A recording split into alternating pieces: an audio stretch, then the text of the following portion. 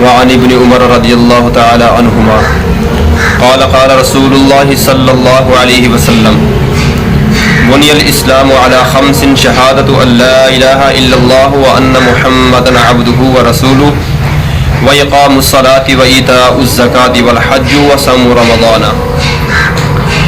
حضرت ابن عمر رضی اللہ تعالی عنہما سے مروی ہے، آقا کریم علیہ الصلوۃ والسلام نے فرمایا اسلام کی بنیاد 5 چیزوں پر رکھی گئی ہے۔ بنی الاسلام علی 5 شہادت، 5 چیزوں پر اسلام کی بنیاد رکھی گئی ہے۔